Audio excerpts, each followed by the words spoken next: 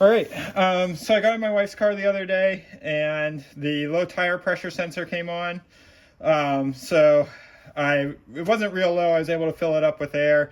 And then a couple days later I checked it, still holding air, but I did come and I've circled it here with chalk just so I could find it easily.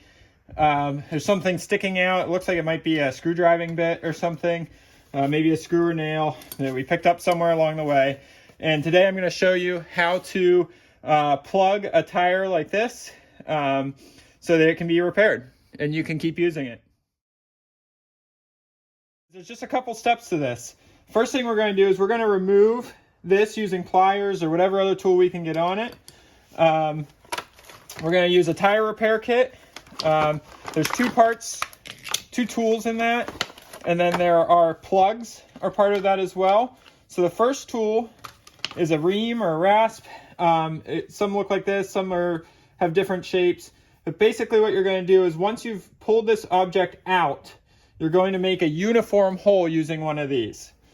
And then you're going to put a plug into this, insert it into the tire, and then part way and pull it back out. About a third to halfway in is how far you're going to go. So I'm going to go ahead and get that set up so it's ready to go. Now the tire will deflate when you do this. That's okay. That's expected. You're pulling the current plug that just doesn't work very well out first. So you're going to want to have an air compressor handy because you're not going to be able to drive on this tire until you put more air in it. So I'm just getting this fed in. There's actually a gap in here. I may have to open that up with a screwdriver to get this in. All right, so I'm just taking a flat blade screwdriver, twisting it a little bit so I can get the plug through.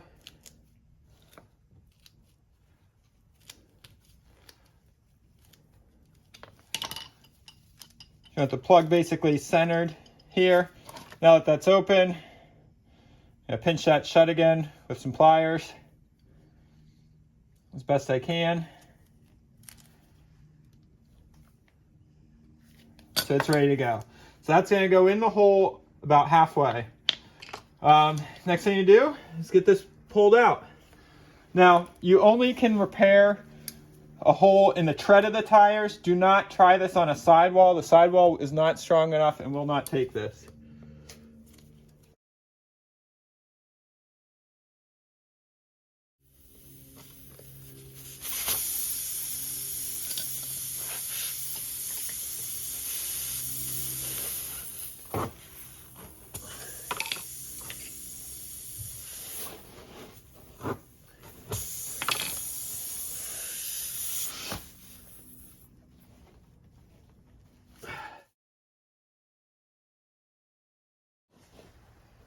There we go.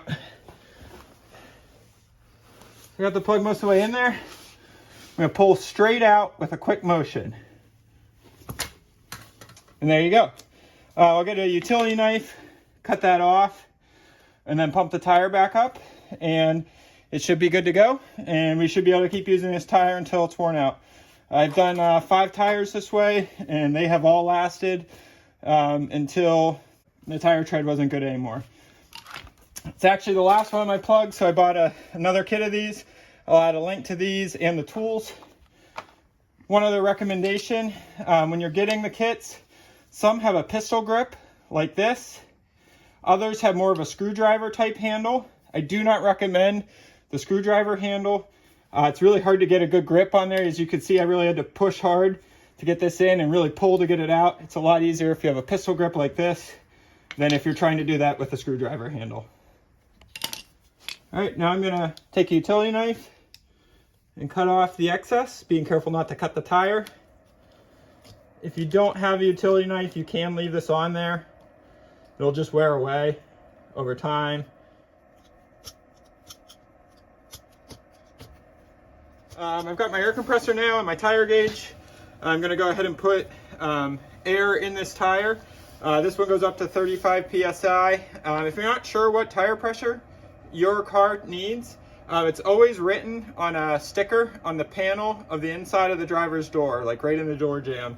So you can always check there. It should have the tire pressures for all your tires, including the spare, which is a different tire pressure.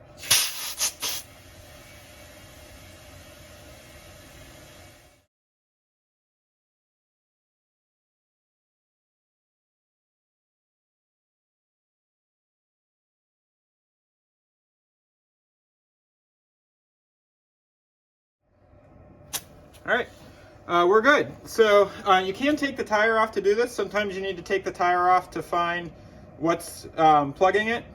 In this case, I was lucky enough to be able to see it. I actually saw bubbles coming in. And the bubbles are actually a great way to find out where the hole is in your tire. So if you have a kiddie pool or somewhere else with some clear water that you can take the tire off and put it underwater, just look around for bubbles coming off. Another way to do that is take a spray bottle, put some soapy water in it, spray around the tire, and then wait, and you should be able to see bubbles coming out of it from there. So those are a couple ways that you can find where your leak is. If you're going to jack up the car to take the tire off, always use jack stands for safety to make sure that the car does not fall. Don't rely just on a jack to support the car. If you found this video helpful, be sure to hit the like button so others can find it, and subscribe to my channel. You can also check out my website, natefixesit.com, and check the description of this video for links to the tools and parts that I use to complete the job.